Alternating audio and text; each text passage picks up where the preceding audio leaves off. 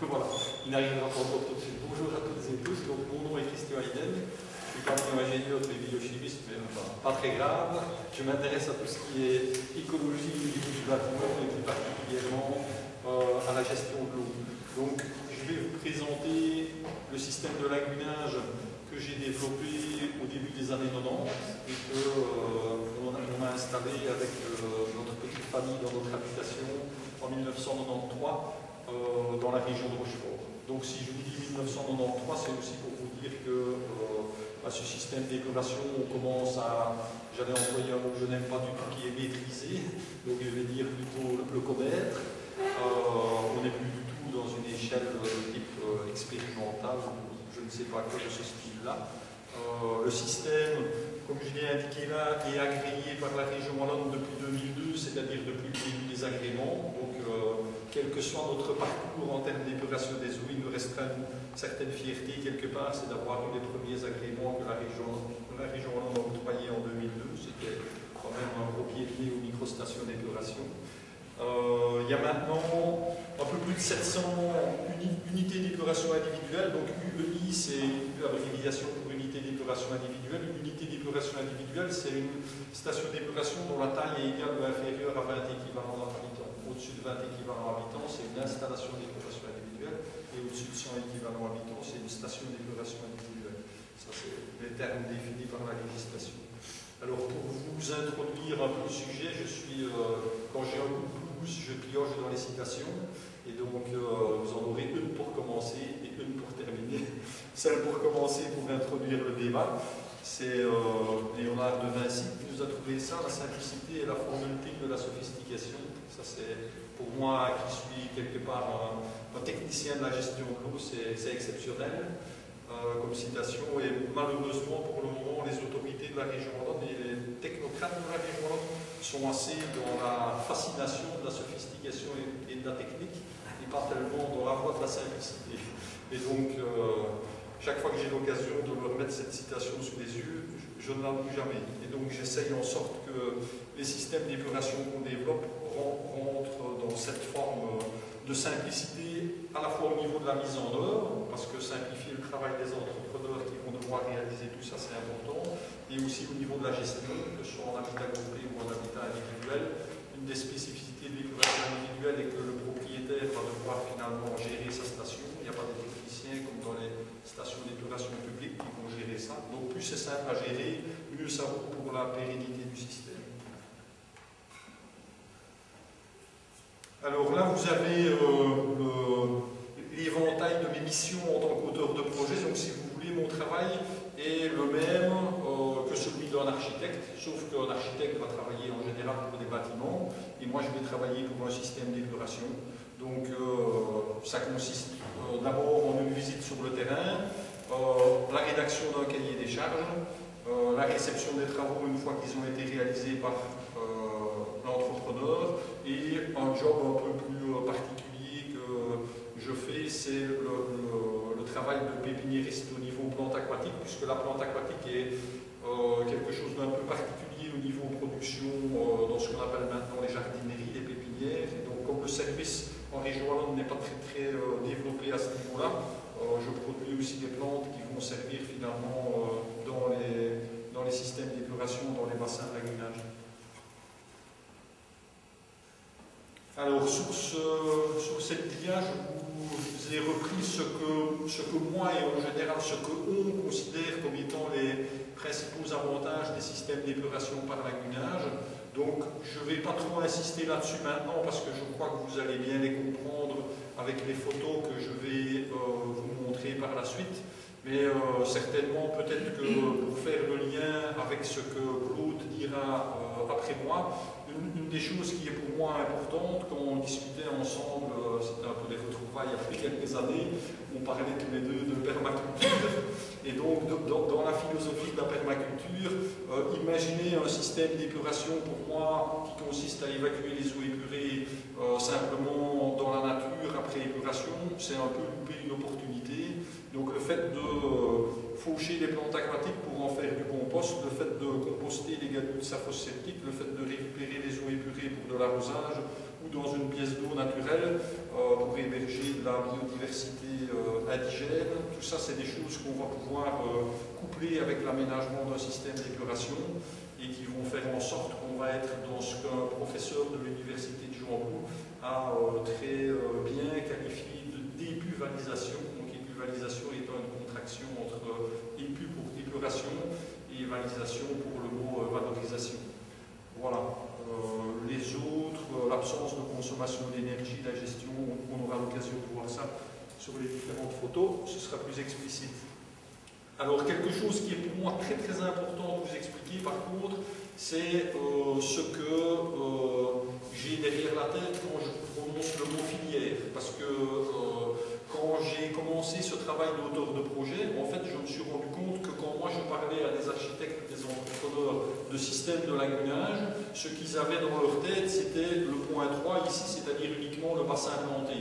Beaucoup de personnes, mes plus grands ennemis, comme je dis souvent un peu en forme de boutade, mais il y a toujours une partie de vérité sur les architectes paysagistes, j'en ai encore vu un bel exemple aujourd'hui sur le terrain. Quand on parle à un paysagiste de système de lagunage, il voit un bassin planté avec des iris jaunes à petits pois verts. Vous voyez, les iris vont mesurer 1,20 m, 2,60 m ou 80 cm. Ça, c'est la question principale. Ça, pour moi, c'est un maillon dans 4 autres maillons au total qui vont faire en sorte que le système d'épuration il sera bien aménagé et il sera durable dans le temps. Donc les 3 autres maillons du système, ce sont les canalisations qui doivent être étanches. Quand je travaille pour des projets de rénovation, combien de fois est-ce que les personnes ne me disent pas, écoutez, monsieur Hélène, voilà le point de rejet de nos égouts, je leur dis, ben voilà, tirez la chasse, faites fonctionner quelque chose dans la maison, j'attends la sortie du tuyau et je peux rester là 3 jours, il n'y a pas une goutte qui sort. Donc ça veut dire que entre la sortie de la maison et le rejet, où on va aménager le bassin planté, visiblement, il y a des pertes.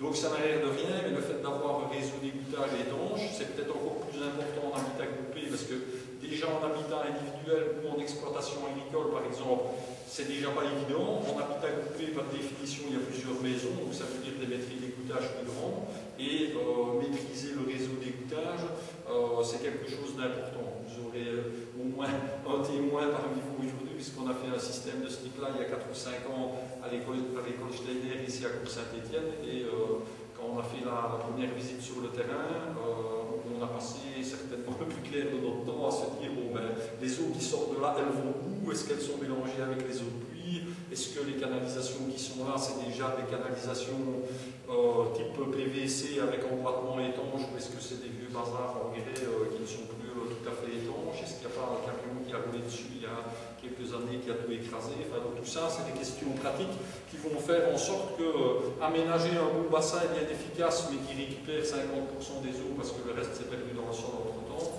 c'est évidemment un non-sens d'un point de vue écologique. Dans un système d'épuration, qu'il soit lagunage ou autre, il y a ce qu'on appelle un dispositif de pré-traitement, ou concrètement une fosse septique. Ça veut dire qu'entre la maison et le bassin, il va y avoir un élément enterré qu'on a pour habitude d'oublier un peu dans l'installation, donc cet élément-là est très important. Et après l'épuration, il va y avoir un dispositif d'évacuation. Donc, comme je dis souvent, si vous épurez très bien vos eaux usées, mais que vous ne savez pas très bien comment les évacuer, que votre seule recours c'est de les envoyer chez le voisin, il va quand même y avoir un problème. Donc, ce que je veux vous dire par là, c'est que quand on va étudier un projet d'épuration, il va falloir s'intéresser à ces 4 maillons, et il va falloir que ces 4 maillons soient à la fois bien aménagés et par la suite bien gérés pour que les propriétaires du système soient finalement contents du fonctionnement de leur système d'épuration. Donc quand je vous parle de filière d'épuration, c'est ces 4 maillons-là qui sont derrière le mot filière. Alors, assez logiquement, je vais essayer de passer en revue avec vous les 4 maillons depuis l'amont jusqu'à l'aval. Donc le premier maillon quand on sort de la maison, c'est le poste égouttage. Et donc le poste égouttage, peut-être Benoît, tu reconnais un certain tronçon d'égout là. Ils sont ici au-dessus à l'école, ceux-là. Donc, la première qualité d'un réseau d'égouttage, c'est qu'il soit placé sur une assise qui est parfaitement de niveau. Donc, ça veut dire qu'en dessous d'une canalisation, on met une assiette en stabilisé d'environ 10 cm d'épaisseur pour que la canalisation soit sur quelque chose qui donne une pente régulière et qui fait en sorte qu'entre 2 points, la canalisation canalisation n'est pas au-dessus d'un espace vide, qui fait que quand on remblaye la tranchée, finalement, la canalisation va avoir tendance à s'affaisser. Et puis finalement, au-dessus de la canalisation, on remblaye avec du sable jaune pour que le sable compacté vienne se placer tout autour de la canalisation et que si on creuse dans le terrain 10 ans après, quand on arrive dans une couche de sable, on peut se dire bon, c'est pas là qu'il faut aller avec la pioche à grands coups parce qu'on risque de casser quelque chose. Donc rien déjà qu'à ce stade-là, combien de chantiers est-ce que je n'ai pas vu où l'entrepreneur creuse une tranchée pour canalisation, quand vous voyez le fond de la tranchée, il s'en va un peu comme des montagnes russes, vous savez, dans l'argile, on met le tuyau là-dedans, on remblaye avec des grosses moquettes, comme on dit chez moi en wallon, d'argile qui font quelques dizaines de centimètres de diamètre, et dans certains cas, la canalisation est déjà cassée et à peine placée. Donc voilà, là vous avez un travail d'égouttage réalisé correctement. Le maillon 2, c'est la pose de la fosse septique. Donc là, vous avez une fosse septique qui est en cours d'installation. Ça vous montre un élément important, c'est que quand vous réfléchissez à la mise en pratique d'un système d'épuration, il va toujours falloir se poser une question importante, c'est quel est l'accès dans mon terrain pour les machines. Puisque là, vous avez une fosse septique qui pèse environ 5 tonnes et qui est manipulée avec un engin qui lui-même représente une quinzaine de tonnes. 15 plus 5, ça fait 20 tonnes, donc ça veut dire qu'il va arriver quelque part à l'arrière de votre maison, dans votre pelouse, quelque chose qui est plus gros qu'une brouette et qui va, dans certains cas, avoir du mal d'arriver jusqu'à l'endroit prévu. Donc, se poser la question de savoir si quelque part vous avez une hauteur de 3 mètres, 3 mètres 50 disponible et une largeur de 3-4 mètres, ça c'est des choses utiles pour vous dire, voilà, j'ai un bon projet dans ma tête et il va pouvoir se concrétiser à partir du moment où l'accès au niveau des machines est relativement simple. Un élément important par rapport à la pose de la fosse septique, c'est son volume. Très souvent, on travaille en région Wallonne avec des fosses septiques qui sont trop petites, et qui dit fosse septique trop petite dit vidange très fréquente. Or, si on raisonne en termes écologiques global, quelque chose qui n'est pas très contrôlé en région Wallonne, c'est où vont les vidangeurs de fosses septiques avec leur gadou, très souvent quelque part dans la nature, dans un ruisseau.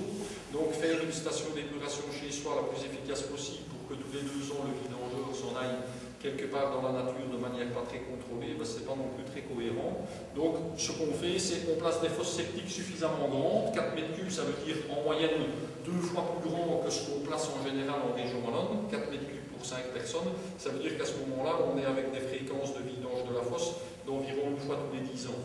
Donc ça permet d'espacer la fréquence de vidange, je dirais, au maximum, et éventuellement de procéder à des vidanges par le propriétaire lui-même avec les gadous de la fosse septique qui peuvent être compostés en mélange avec d'autres matériaux plus secs comme du broyat d'orange, de la sciure, de la paille qui vont donner un compost assez intéressant en termes agronomiques. La fosse septique, elle se place sur une assiette de stabilisé aussi pour que la cuve soit sur quelque chose qui est parfaitement de niveau. Et la fosse septique, elle se ventile. Donc là, vous avez un tuyau de ventilation. Alors, à quoi sert ce tuyau de ventilation? En fait, à extraire les mauvaises odeurs au niveau de la fosse. Donc la ventilation n'est pas du tout nécessaire au bon fonctionnement de la fosse, mais elle est nécessaire à la bonne gestion. Dans le sens où, si vous faites une enquête auprès de propriétaires de systèmes d'épuration individuels et que vous leur posez la question de quoi est-ce que vous pouvez vous plaindre par rapport au fonctionnement de votre installation, ce qui va ressortir dans 80% des cas, c'est la production de mauvaises odeurs. Et donc, si on ne veut pas avoir d'émanation de mauvaises odeurs dans son environnement proche, on ventile la fosse septique pour envoyer ces odeurs, comme ici, le long du tronc d'un arbre ou de tige, à une hauteur de 3 mètres, où elles vont se disperser dans l'environnement sans causer de nuisance pour les propriétaires. Si vous mettez un tuyau de ventilation, comme je vois régulièrement, dans une haie basse-tige à 1 mètre de haut, là, évidemment, vous allez vous plaindre d'odeur, puisque 1 mètre de haut, c'est quasiment la projection de votre nez au niveau du terrain. Et donc, à ce moment-là, évidemment, mieux vaut ne pas faire de ventilation du tout que de faire une ventilation à une hauteur inadaptée. Si vous ventilez plus haut, vous avez une meilleure dispersion, un meilleur tirage, et vous n'avez pas de nuisance sur votre terrasse ou quelque part au niveau de votre terrain. La fosse septique, ça c'est un des points qui me fait souvent sourire quand je fais une visite sur le terrain. Une des premières questions que je pose aux propriétaires d'un bâtiment existant, c'est où est votre fosse septique? D'abord ils se grattent les cheveux, et puis ils me montrent d'un grand signe du bras quelque part par là. C'est-à-dire bon. Et donc ça veut dire que la plupart du temps, il ne sait pas s'il a une fosse septique et il ne sait pas où elle se trouve. Donc en dehors du volume, l'autre qualité d'une fosse septique, c'est d'être accessible au niveau du sol par un couvercle. Donc pour cette raison-là, on met ce qu'on appelle une rehausse sur la fosse septique, un peu comme le boisseau d'une cheminée si vous voulez, et on va renvoyer avec de la terre jusqu'ici. Donc la fosse va être dissimulée et ce qui va être accessible, c'est simplement le couvercle en fonte au niveau du sol. Alors, maillon 3, donc on en arrive à ce que les gens ont dans l'esprit quasi uniquement si on parle de système de lagunage, c'est le bassin planté qui est, on peut appeler ça le cœur de l'installation si vous voulez. Donc, jusqu'à présent, je dispose de 2 agréments pour 2 systèmes qui sont assez différents l'un de l'autre. Le premier s'appelle un filtre à sable planté de roseaux et le deuxième une roselière sur gravier. Donc je vais vous les présenter dans l'ordre en commençant par le filtre à sable et puis après la roselière. L'idée d'avoir des systèmes d'épuration différents à griller, c'est évidemment d'avoir plusieurs solutions possibles quand on est sur le terrain, ce qui est toujours intéressant d'adapter la solution qu'on va finalement choisir avec le propriétaire en fonction des caractéristiques du terrain, de la pente, de l'ombrage, de la surface disponible, des éléments de ce type-là.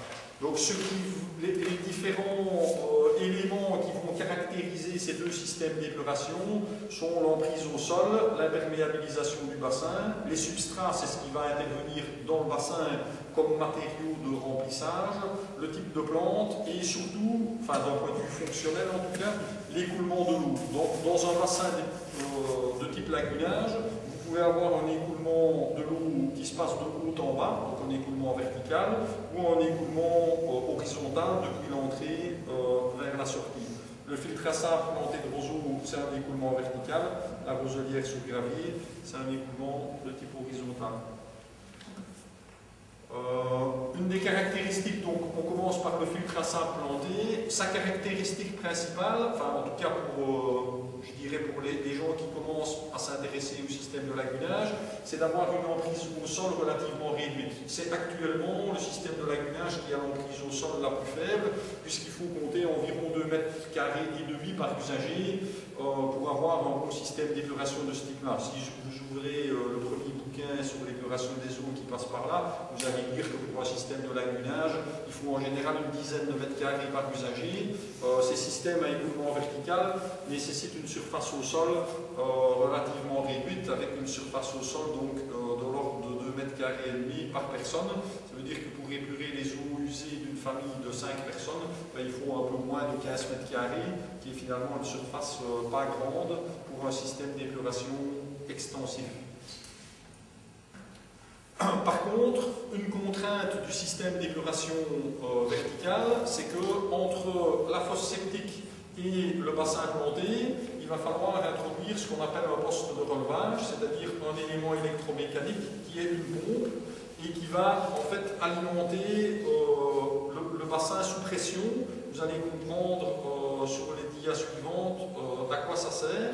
Ce qui est intéressant, c'est que ce poste de relevage va être placé dans un puisard et que la pompe va uniquement se mettre en action quand le puisard qui fait environ 500 litres sera plein. Donc on peut facilement, en fonction de la puissance de la pompe et de sa durée de fonctionnement, calculer que la consommation d'énergie représentera une dépense inférieure à 1 € par usager et par an. Donc la contrainte est plus le fait de placer ce dispositif et de le raccorder correctement à l'électricité plutôt que la consommation d'énergie en tant que telle. Là, vous avez l'aménagement du bassin planté, donc de manière peut-être un peu surprenante pour vous, l'aménagement d'un filtre à sable planté se fait en dur, c'est-à-dire soit en maçonnerie, soit en cuve préfabriquée en béton, puisque l'écoulement de l'eau doit être vertical, autant que les parois du bassin soient elles-mêmes verticales. Et donc là, vous avez le premier cas de figure qui consiste à aménager un bassin qui, dans ce cas-là, va faire environ 4 mètres de long sur 3 mètres de large et qui est aménagé avec un élément préfabriqué en béton. Là, vous avez l'autre cas de figure qui consiste à aménager un bassin avec des blocs de coffrage, qui est donc réalisé dans ce cas-là en maçonnerie. En général, les bassins réalisés en maçonnerie sont réalisés pour des stations d'épuration qui ont une charge plus importante. Dans ce cas-là, c'est un bassin de 20 équivalents habitants, parce que pour des tailles de ce type-là, on n'a pas de cuve préfabriquée disponible, parce que les tailles seraient beaucoup trop grandes et trop difficiles à transporter sur le terrain. Là, vous avez le bassin avec la cuve préfabriquée. Le premier travail d'un système de ce type-là va constituer à aménager dans le fond du bassin un réseau de drainage. Donc là, vous avez 3 drains ventilés au niveau de la surface du bassin qui vont récupérer l'eau épurée une fois qu'elle va arriver dans le fond. Et donc l'eau épurée va être évacuée par ce tuyau-là. Sur ce réseau de drainage, on va installer une protection des drains classique avec de la grenaille 714 et un géotextile, comme si on aménageait un système de drainage dans une terre agricole. Donc là, on a environ 15 cm de grenaille et le géotextile qui va venir par-dessus. Et puis, l'ensemble du bassin va être rempli de sable de rivière, de sable roulé. Donc, c'est essentiellement la filtration sur le sable, de haut en bas, qui va intervenir pour quasiment 90%, le 10% restant étant l'intervention des plantes dans l'efficacité du système d'épuration. Donc on pourrait très bien avoir en fait un système de type filtre sur sable qui est un système filtre à sable non planté. Les Français ont pour le moment 2 agréments pour ce genre de système. Donc un filtre à sable entre guillemets classique, c'est-à-dire une simple cuve remplie de sable sans plantation. La plantation sur le sable va ajouter un rendement d'environ 10% sur l'installation. Donc ça veut dire que les filtres à sable qui sont non plantés ont en général une emprise au sol un peu plus grande pour compenser la perte de rendement due à l'absence des plantes. Et donc ici, vous avez maintenant l'explication de la nécessité du poste de relevage entre la fosse septique et le bassin, puisque toute je dirais, la stratégie du fonctionnement du filtre à sable planté va consister à aménager un réseau de canalisation perforée qui vont distribuer l'eau de manière la plus uniforme possible sur l'ensemble de la surface du bassin. Donc ces tuyaux qui sont des tuyaux de 50 mm, si vous êtes comme moi le nez sur l'écran, vous devinez que sur ces tuyaux, environ tous les 20 cm, il y a une perforation. Donc ce sont des tuyaux perforés et quand l'eau va arriver sous pression dans ces tuyaux, l'eau va ressortir de manière uniforme par l'ensemble des trous du dispositif, donc ça veut dire sur l'ensemble de la surface du filtre. Si vous faites le même système comme à l'école Steiner, on a fait il y a quelques années en écoulement gravitaire, ça veut dire que vous allez vraiment devoir travailler de manière très précise au millimètre près pour que votre réseau de canalisation soit vraiment parfaitement horizontal et que par gravité l'eau sorte de manière la plus homogène possible par les différents trous qui sont placés dans le système de distribution. Et donc vous voyez que les parois de la cuve en béton nous servent à fixer des supports en fer hanté sur lesquels le système de distribution va finalement venir se poser.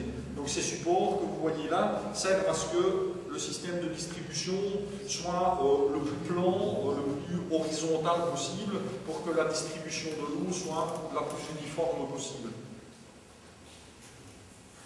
Là, vous voyez une vue rapprochée d'un système en maçonnerie, et donc dans ces tuyaux perforés, en fait, on aménage des tampons de visite, de manière à ce que, si après quelques années, il y avait un phénomène d'encrassement au niveau des canalisations, on puisse accéder dans ces tuyaux simplement en enlevant le bouchon là, et on puisse intervenir pour procéder à un nettoyage des canalisations si nécessaire. Là, vous avez la dernière étape qui consiste à planter le bassin. Donc, vous voyez la plantation avec les roseaux. Dans ce type de bassin, on travaille avec une plante tout particulièrement qui sont les phragmites, les roseaux si vous préférez, entre guillemets, parce que derrière le terme roseau, certains placent des choses différentes. D'un point de vue botanique, le roseau c'est un phragmite.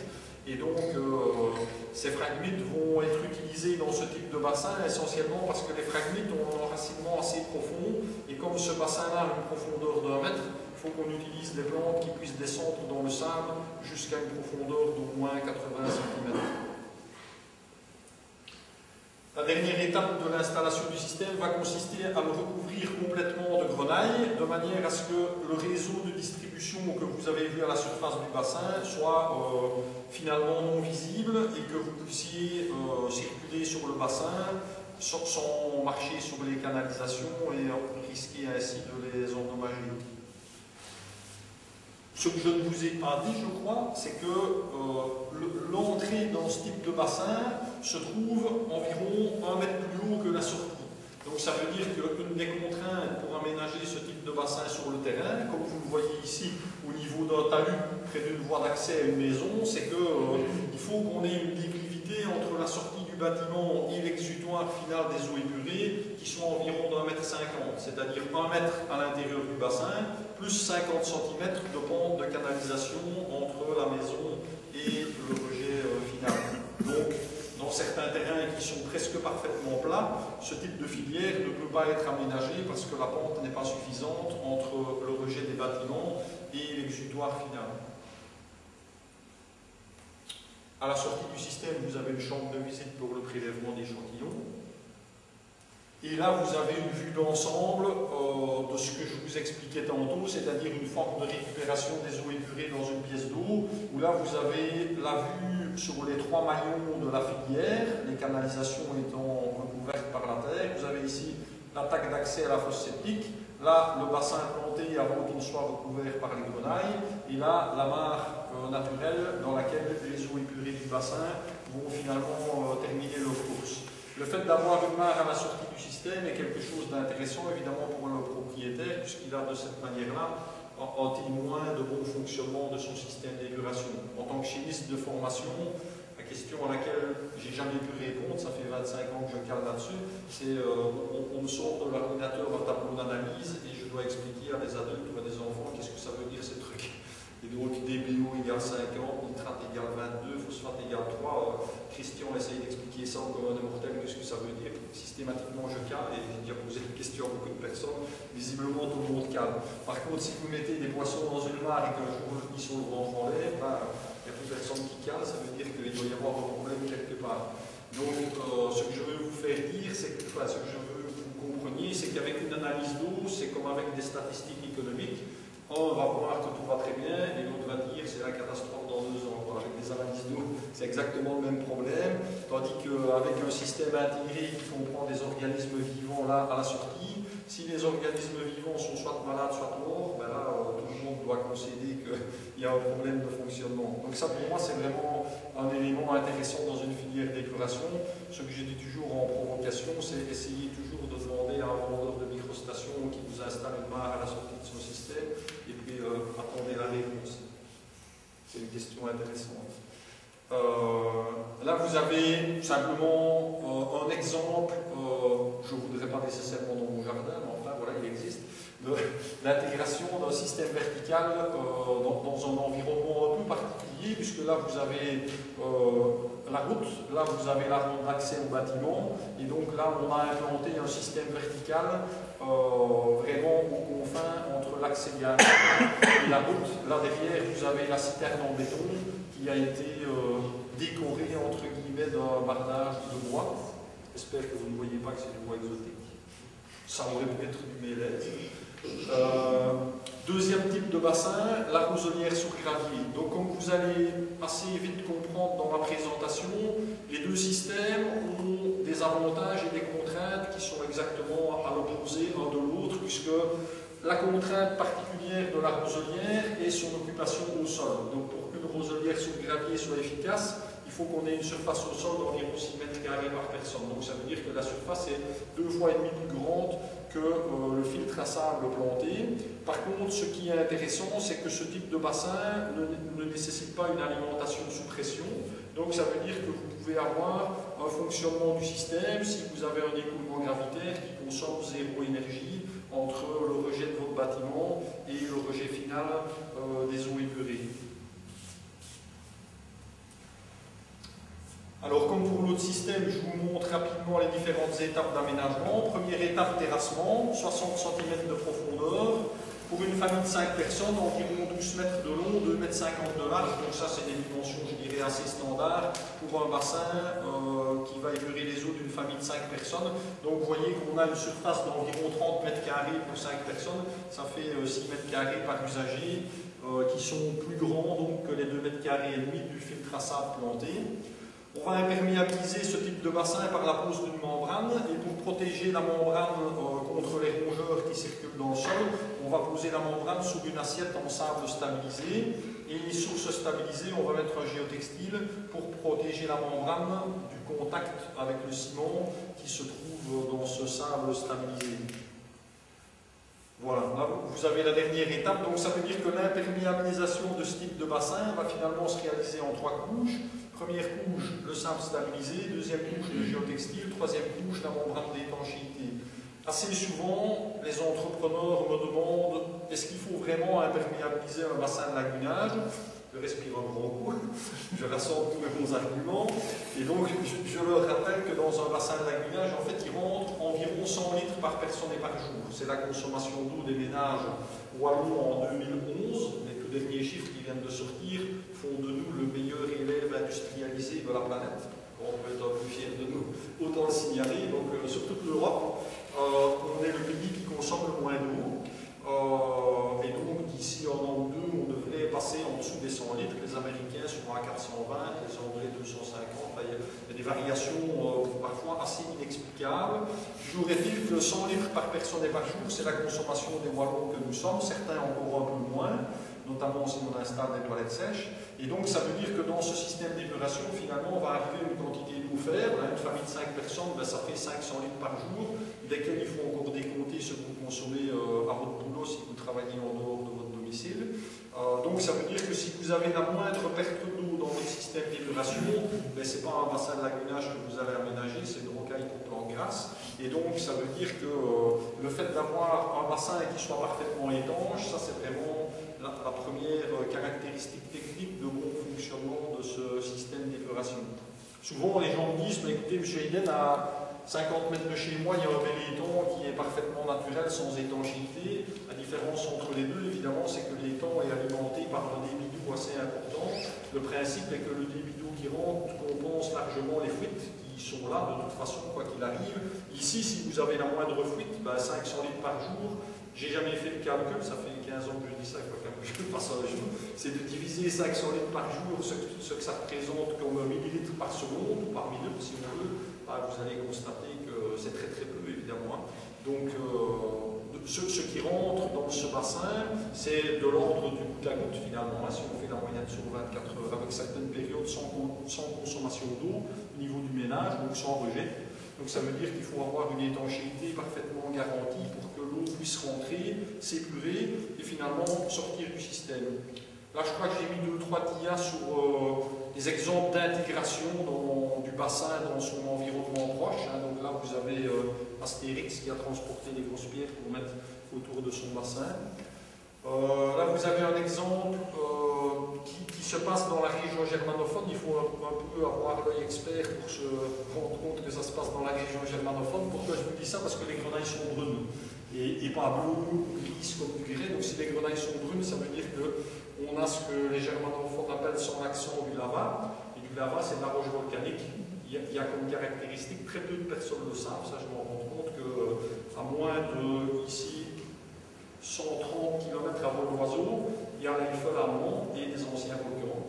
Dans l'Eifel allemand, à 15 km de la frontière, après Saint-Vite, vous y êtes. Et donc là, on peut concasser de la roche, qui est de la roche volcanique, et qui est intéressante à utiliser dans les bassins de lagunage, parce qu'elle est microporeuse, et que donc la surface de contact pour les micro-organismes à l'intérieur du bassin va être encore plus grande, et donc l'efficacité d'épuration du système sera encore améliorée. Là, je vous montre juste une photo pour vous expliquer que dans ce système, je reviens une dia en arrière, il y a un système qui distribue l'eau à l'entrée du bassin. Donc là, vous avez la fosse septique, là, vous avez l'entrée du bassin, là, vous avez la sortie. Et donc, ce que vous allez voir sur la photo après se trouve ici dans les graviers et là dans les graviers. L'objectif est que l'eau qui rentre dans le système soit dispersée sur toute la largeur du bassin. On ait un écoulement qui soit le plus homogène possible. Donc finalement, dans ce bassin, le niveau d'eau va se trouver environ 5 cm au-dessus du niveau de grenaille que vous avez là. Hein, donc dans les deux types de bassins, la question classique, c'est oui, mais M. Hayden, mes enfants, ils vont se noyer dans le système de lagunage. Dans les deux cas, vous constatez que vous marchez sur le bassin à pied sec. Ça, c'est évidemment important pour assurer la sécurité des occupants, surtout des enfants. Et donc là, vous avez le système de répartition et de récupération avec des tuyaux qui rentrent à l'intérieur d'une chambre de visite. Le tuyau qui sort de la fosse septique va finalement arriver ici dans cette chambre et va se répartir sur toute la largeur du bassin. Donc vous avez les berges du bassin qui sont là, par les tuyaux perforés ici. L'eau va rentrer dans la chambre, aller dans ce que j'appelle les deux ailes et sortir par les différents trous qui sont placés environ à mi-hauteur du bassin, puisque ceci, ça fait 60 cm de haut. Là, on est dans le fond du bassin, là, on est au niveau supérieur de grenaille, et là, on est environ à mi-hauteur.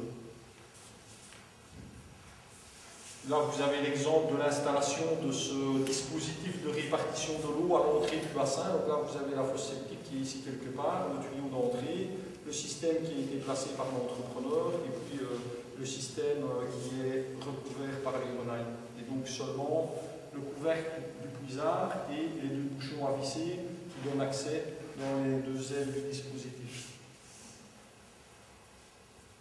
Là, vous avez le bassin après la plantation. Donc, ce qui est intéressant dans les bassins de type roselière, c'est qu'on va pouvoir installer dans les bassins une diversité plus importante que dans les filtres à sable. Dans les filtres à sable, on sait pratiquement travailler qu'avec des fragmites. Dans les roselières sur gravier, on peut travailler avec, je dirais, au total une vingtaine d'espèces différentes. Là, vous avez les massettes, des tifas, si vous préférez. Et là, vous avez la combinaison, je dirais, la plus classique de deux espèces courantes dans les bassins de lagunage, qui sont les massettes à large feuille et les iris des marais, qui sont aussi une combinaison entre deux plantes de tailles différentes, ce qui permet d'intégrer le bassin assez harmonieusement au niveau du paysage. Ce que vous constatez, c'est que la production de biomasse sous forme de feuilles de plantes aquatiques dans ce type de bassin est assez importante, et donc c'est cette biomasse qui va extraire du bassin principalement l'azote et le phosphore, le fixer au niveau des feuilles et nous permettre de le récupérer par un fauchage annuel pour finalement réintroduire au niveau du sol. Là, vous avez juste une idée de la hauteur de ces plantes. Donc ces plantes, comme les massettes, là, ont une hauteur, là j'ai mis 2 mètres, mais en plein été, au mois de juillet, ça peut même encore aller un peu au-delà. Elles sont évidemment bien alimentées en nourriture dans un bassin, donc la taille est assez importante. Là, vous avez un exemple d'un système de lagunage qui fonctionne pour une exploitation agricole. Il y a maintenant, sur les 700 systèmes existants en région, je dirais qu'il y en a une cinquantaine qui fonctionnent dans des exploitations agricoles. Donc ça, c'est aussi quelque chose d'assez intéressant pour essayer de réconcilier agriculture et écologie. Pas toujours simple, enfin, ça commence à fonctionner. Là, vous avez le bassin en automne avant fauchage. Vous connaissez certainement les massettes avec leur inflorescence un peu particulière. Et là, vous avez la situation d'il y a 15 jours, c'est-à-dire moins 22 degrés chez moi en Famenne, et la protection du bassin, très simple et très efficace. Le fauchage des plantes fin novembre et le maintien des plantes fauchées sur le bassin pendant tout l'hiver. Ça fait une épaisseur de végétation d'environ une trentaine de centimètres. Et ça permet de protéger le bassin contre le gel de manière efficace, puisque personnellement, les premiers systèmes que j'ai vus de ce type-là sont des systèmes qui fonctionnaient dans les pays scandinaves, et donc chez eux, moins 20 degrés, c'est assez banal. Donc l'important, évidemment, est que le propriétaire du système pense à faucher ses plantes avant la mauvaise saison, les laisse de cette manière-là coucher sur le bassin jusqu'en général fin mars, début avril. Et après, les ratisses et les exporte sur son tas de compost pour que les nouvelles plantes puissent repousser. Là, vous avez, je ne vais pas trop insister là-dessus, mais comme je vous disais tantôt, le maillon 4 de la filière, c'est l'évacuation des eaux épurées. Donc là, vous avez un exemple, je dirais assez classique, puisque ça représente en moyenne 80% des situations, c'est-à-dire des gens qui n'ont ni égout, ni fossé, ni cours d'eau pour évacuer leurs eaux épurées. Donc dans ce cas-là, ils doivent les évacuer au niveau du sol. Et dans ce cas-là, je travaille avec ce qu'on appelle des d'épandage, qui permettent d'évacuer assez simplement les eaux épurées dans le sol pour permettre leur dispersion. Oui, ça c'est, si je ne vous ai pas convaincu avec mes diapositives, vous pouvez toujours assister à une des prochaines visites guidées qui aura lieu chez nous, comme vous voyez là, le 24 mars et le 5 mai. Ça c'est les dates des 2 prochaines visites. Donc on organise organise environ une visite par mois.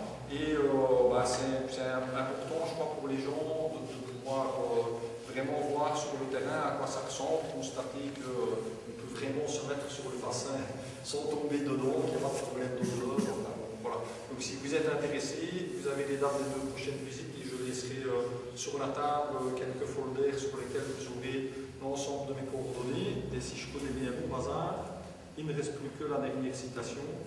Celle-là, je l'aime encore mieux que la première.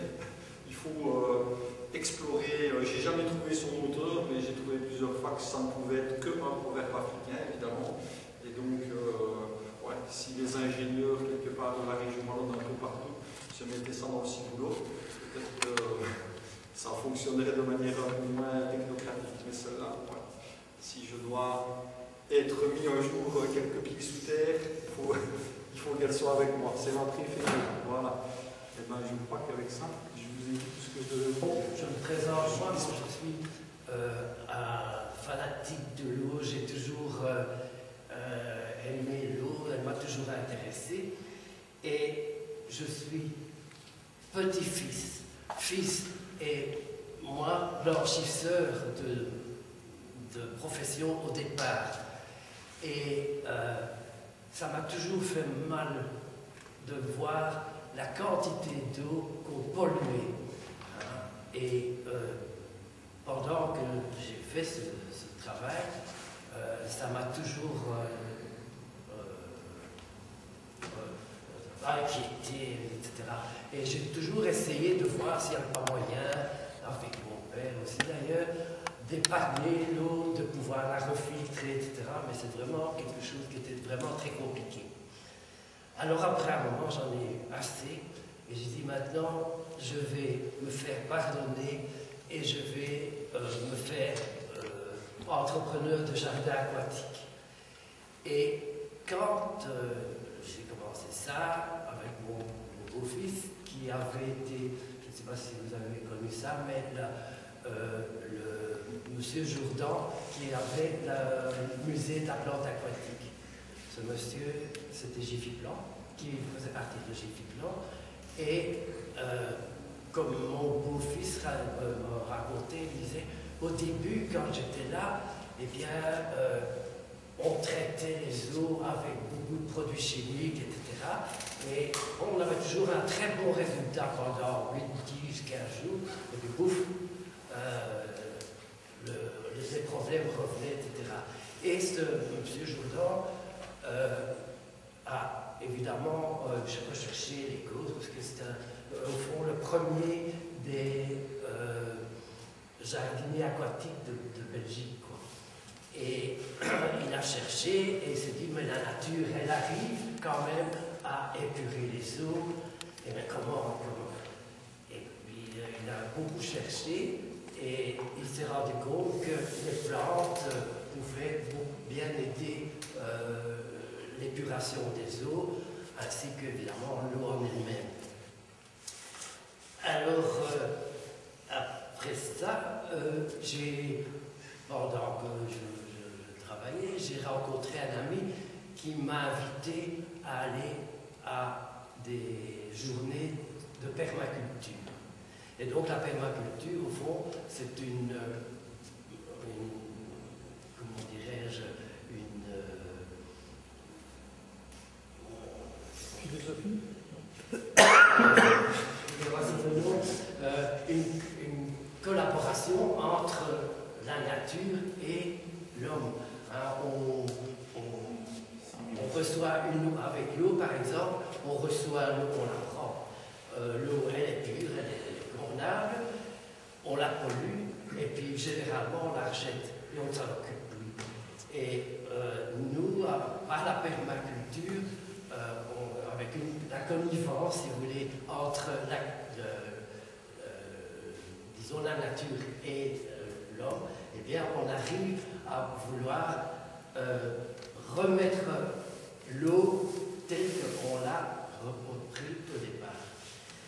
Et voilà, alors à ce moment-là, mon beau-fils et moi, on s'est dit, on va chercher dans ce domaine-là, et comme en permaculture, ils commençaient à faire ce genre de choses en faisant du lagunage. Nous autres, on a commencé aussi. Je dois dire qu'au début, c'était pas fameux, on n'avait pas de très bons résultats. Mais en ayant l'exemple et les avis de certaines personnes de permaculture, on a pu avancer. Et à ce moment-là, moi, je me suis mis en rapport avec une firme allemande pure, je ne sais pas si vous connaissez, qui était déjà une firme qui était avancée dans ce domaine. Il y avait une dame, une licenciée, même docteur en sciences, qui, depuis 1947, s'occupait de voir comment les plantes réagissaient vis-à-vis de l'environnement, etc. Elle a été étudiée, ça c'était Madame Seidel, et je ne suis pas venu à contacter, après pas mal de péripéties, à me mettre en rapport avec ces gens-là, et on a à ce moment-là fait des installations d'épuration, mais pour toute zone, donc avec 3 bassins, et on est arrivé à de très bons résultats. Mais en plus de ça, aussi pendant les rencontres, j'ai rencontré M. Orzac. Et alors, lui, comment on nous parle de toilettes sèches. Moi, un ancien scout, je me dis toilettes sèches.